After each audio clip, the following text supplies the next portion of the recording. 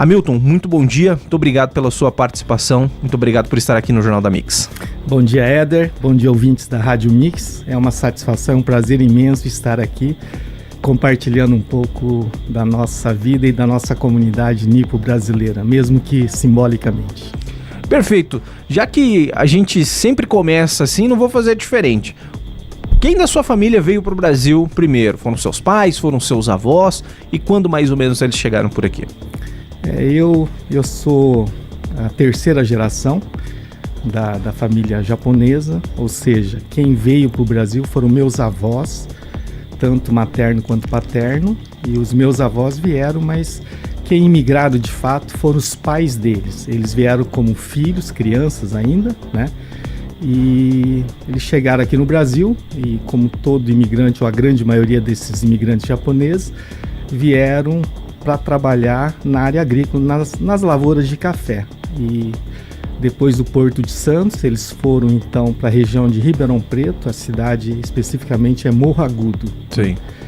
E aí os meus avós paternos saíram de lá, vieram aqui para a região de Açaí, o paterno e o materno. Aí vieram para Açaí e os maternos, meus avós maternos vieram para Londrina. Isso foi na década de 40, mais ou menos.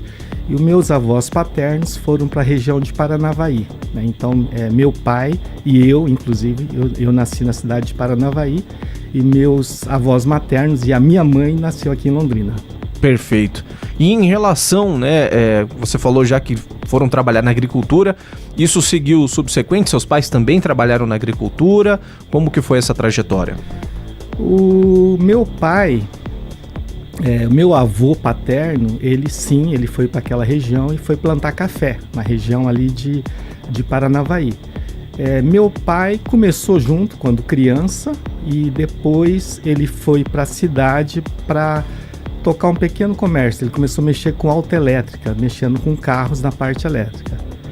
E meus avós maternos, que vieram para Londrina, né, que começaram a história da empresa ao qual faço parte hoje, que é a Niche. E foi por isso, então, que você decidiu ir para a parte de engenharia elétrica, né? Foi muito influência ou foi uma escolha de gosto próprio? Eu acho que eu convivi no meio da eletricidade até, porque meu pai mexendo com carro mais focado na parte elétrica e a minha família, por parte da minha mãe, né, estando aqui em Londrina, eles também já mexiam com a parte elétrica. Isso acho que foi sim um fator de influência e inspiração aí para eu escolher a engenharia elétrica como a minha profissão. Quais foram os principais desafios que você enfrentou quando você seguiu essa escolha? Você foi muito influenciado, mas quais os desafios que você teve quando você começou a estudar engenharia elétrica lá nos anos 80? Eu diria assim, né, que na época o nosso mundo era muito resumido, não era tão amplo e aberto como é hoje. E o nível de informação que a gente tinha também era menor. Então, eu não me lembro exatamente em que momento que eu fiz essa escolha, mas a gente, quando criança, e até eu tinha alguns tios meus que já tinham ido para a área de engenharia, né? Que também foram as pessoas mais próximas, isso, tios da parte paterna. Sim. E eles foram para engenharia e eu já tinha na minha cabeça que eu também seguiria esse mesmo caminho. E sempre está associado assim com facilidade em matemática, que a gente sempre teve essa percepção. E aí eles foram não para a área elétrica, mas aí talvez então essa influência tanto da parte da atividade do meu pai como a parte da minha família materna fez com que eu escolhesse a engenharia elétrica. E depois você foi buscar algumas especializações fora do Brasil. Conta pra gente um pouco dessa experiência, porque engenharia elétrica nos anos 80, como você falou, o nível de informação era muito diferente de hoje, né? É muito diferente porque pro pessoal dessa geração, quando você tinha que fazer um estudo, uma pesquisa, a gente fazia no livro ainda. Então você imagina pegar um assunto específico de uma matéria, você tem que procurar no livro e localizar o item específico daquilo que você está procurando. Hoje a gente tem usado aí um pouco da inteligência artificial no chat GPT e qualquer assunto que você possa procurar ou ter interesse de buscar, você consegue facilmente, pelo menos no aspecto geral, né? Então isso facilitou muito. E aí assim, aí voltando para a tua pergunta, né, Éder, que assim, eu vou colocar que na verdade essa especialização foi mais assim num período já com um pouco de experiência, eu já tinha mais de 10 anos de experiência, né? E aí com a ideia de complementar na atividade que eu faço hoje. Então seria um desenvolvimento focado na atividade nossa. Perfeito. E depois também você foi para a parte de gerenciamento, né, de MBA e tudo mais. Também foi um complemento em relação às ações que você toma hoje na empresa Niche? Isso, foi sim. Chegou um determinado momento que eu saí da área técnica, eu comecei como engenheiro, eletricista, e aí depois de um tempo, isso é uma tendência, foi focar numa área de gestão. E aí para poder aprimorar, desenvolver, aprender, né, bastante em relação ao que seria uma gestão de uma empresa, eu fui buscar um conhecimento, eu fiz um MBA em gestão empresarial, exatamente para poder propiciar esse conhecimento para as atividades do dia a dia, que cada vez mais iam para a área gerencial e saíam da área técnica. Perfeito. Você, né, acabou de falar sobre a velocidade das informações, né? Hoje a Niche ela é referência no assunto que ela trata. Como você vê hoje esses avanços, né, tanto da parte da informação ou da parte técnica, da parte gerencial, com toda essa velocidade, vocês tendo que acompanhar esse mercado que está tão rápido? Eu diria assim, eu vou colocar, assim, resumindo talvez nos 40 anos que eu estou praticamente em atividade, desde que eu passei por uma vida profissional efetivamente, né? Eu diria assim, que fazendo um resumo e um balanço de todo esse período focado nessa área mais técnica, eu diria que os princípios continuam os mesmos, né? Pelo menos dentro da nossa atividade. O que mudou foi basicamente os processos, né, e o tipo de material que você usa. Então houve assim uma mudança muito grande naquele material que a gente usava lá no início da década de 80 e os materiais são aplicados hoje. Basicamente os princípios são os mesmos. O que tem acontecido nesse segmento que a gente atua é que houve uma otimização, principalmente de recursos, no intuito de baratear, né, os equipamentos aos quais nós trabalhamos. Perfeito. E você hoje tem um feedback também, tanto da parte gerencial quanto da parte técnica. O que você gosta mais de fazer? Parte gerencial ou engenharia por engenharia mesmo, aquela parte técnica que todo mundo gosta? Eu vou compartilhar com vocês, né? Hoje, agora esse ano, final do ano, começo do ano que vem, nós faremos o encontro dos meus colegas de faculdade de 40 anos, né? Legal. E é uma turma pequena, né? E eu estudei em Curitiba, e aí a gente se fala esporadicamente via redes sociais ou WhatsApp, né?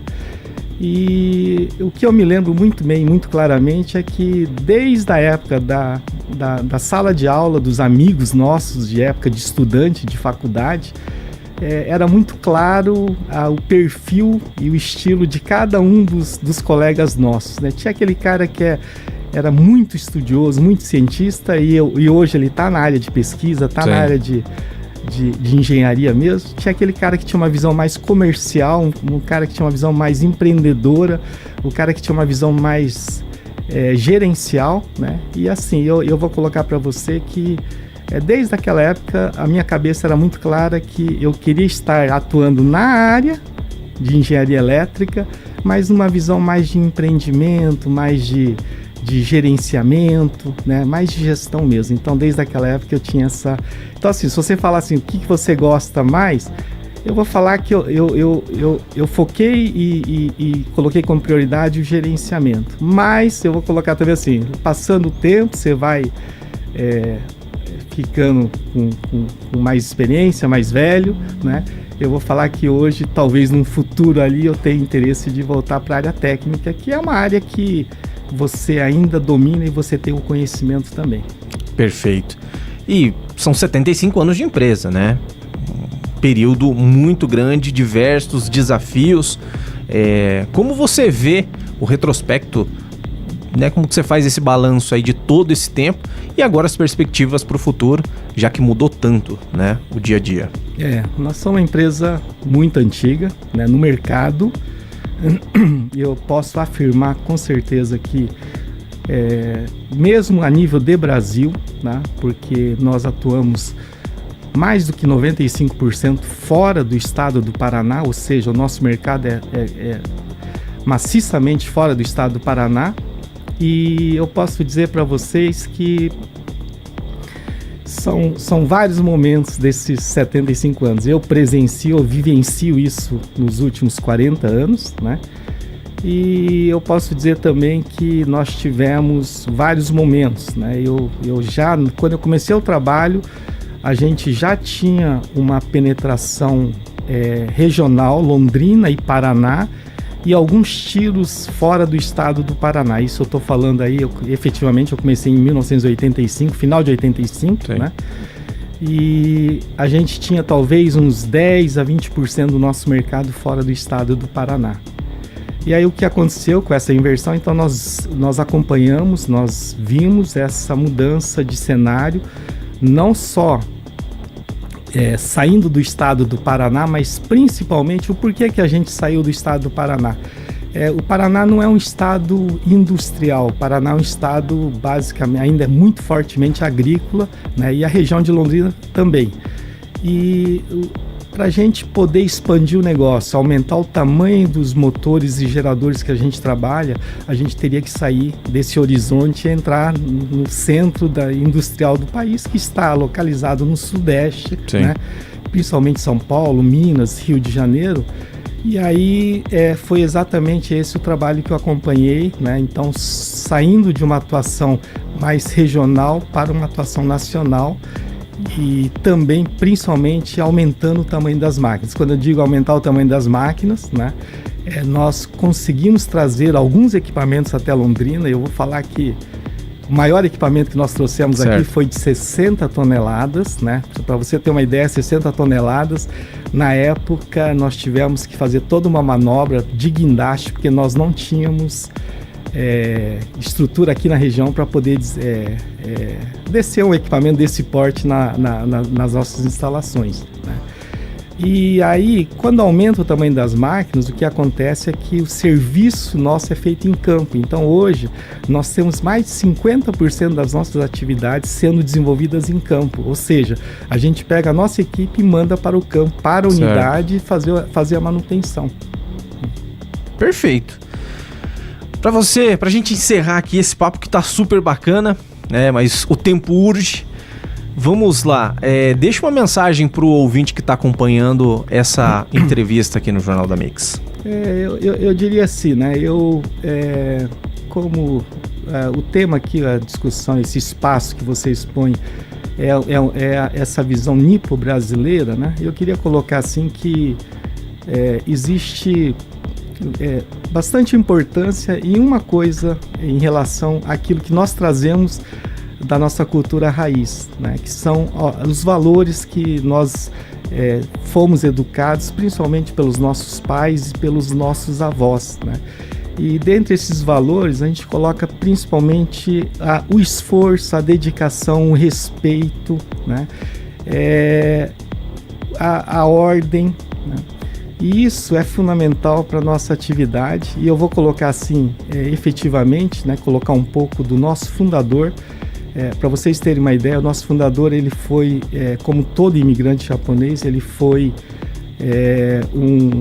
para a agricultura, né, e chegou um determinado momento na vida dele, acho que ele tinha uns 20 anos ou por aí, ele chegou à conclusão que ele não queria ficar na roça, ele não queria ficar trabalhando na área agrícola, e decidiu, e se encantou por uma revista, decidiu estudar o mundo da eletricidade. E se um dia alguém tiver a oportunidade, eu deixo o convite aqui para conhecer ali, nós temos um museuzinho lá na empresa, e nesse museu, uma das coisas que a gente guarda com todo carinho são em torno de 50 livros em japonês, estão todos escritos em japonês, eu não consigo ler, eu sei ver as figuras, mas não consigo ler o japonês, que é difícil, sim, né? E esses são os livros que o nosso fundador, ele estudou para aprender o mundo da eletricidade. E eu que tenho formação em engenharia, teve um momento, alguns anos atrás, que a gente fez uma separação desses livros, né? Nós tínhamos livros do básico da eletricidade, do básico de física e livros de projeto de máquinas, projeto de geradores. Na época ele chegou a fabricar geradores aqui para a região. E ele aprendeu tudo sozinho. E esse é um valor, né, que ele trouxe das raízes deles, do Japão, né, onde ele colocou como importante. É isso, é uma virada na chave, mesmo com a diversidade, porque ele era analfabeto no Japão, era analfabeto no Brasil, que ele mal falava o português, né? Olha só. Mas ele aprendeu tudo sozinho e chegou a fabricar. Eu falo isso porque hoje eu, com a minha formação, com o estudo, com o recurso que a gente tem, a gente teria uma dificuldade enorme de projetar um gerador como ele fez na época, não só o gerador, como até o maquinário para fazer esse gerador. Então essa é a mensagem que eu queria colocar, né, que isso é uma inspiração, né, de que a gente tem que sonhar, mas tem que fazer. E o mundo tem muito espaço para as pessoas que sonham e fazem. Só sonhar não vai dar resultado, mas você sonhar e fazer, você tem condições e muitas oportunidades na vida. Essa é a mensagem. Obrigado aí, Éder. Muito obrigado pelo espaço aqui. Imagina, os microfones da Mix estão sempre abertos. Conte com a gente por aqui. Muito obrigado a Milton Iranaga, ele que é diretor executivo da Niche, esteve aqui hoje no nosso Momento Nipo Brasileiro.